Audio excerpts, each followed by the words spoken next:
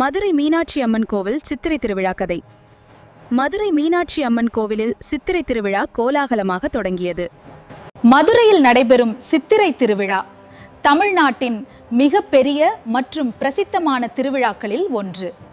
அனைவருக்கும் வணக்கம். மீனாட்சி சுந்தரேஸ்வரர் திருக்கல்யாணத்தை பற்றி பேச போகிறேன்.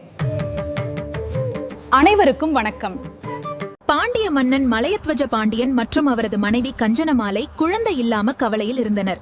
அவர்கள் யாகம் செய்தபோது அக்கினியிலிருந்து ஒரு பெண் குழந்தை பிறந்தாள்ச்சி. அவள்தான் மீனாட்சி. அவளுக்கு 3 மார்புகள் இருந்தது.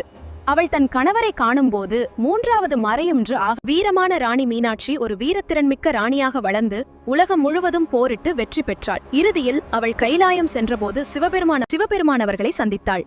அந்த நேரத்தில் அவளது 3வது மார்பு மறைந்தது. அதுவே அவர் அவளது கணவர் என்பதற்கான அறிகுறி.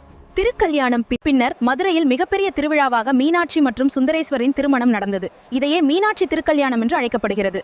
இந்த நிகழ்ச்சி சித்திரை திருவிழா. அழகர் வருகை. கள்ளழகர் வைகை நதியில்.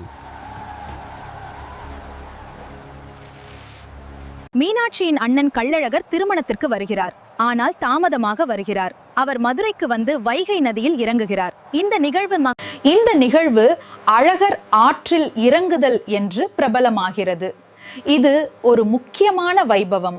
சித்திரை திருவிழா மதுரையின் கலாச்சாரம், பக்தி மற்றும் பாரம்பரியத்தின் மிகப்பெரிய வெளிப்பாடு. ரதோற்சவம், திருக்கல்யாணம், அழகர் வைகை இறங்குதல் இதில் சிறப்பு. ஆயிரக்கணக்கான பக்தர்கள் கலந்து சித்திரை திருவிழா ஆயிரக்கணக்கான பக்தர்கள் கூடும் மதுரையின் கலாச்சாரம் மற்றும் பாரம்பரியத்தின் மிகப்பெரிய வெளிப்பாடு.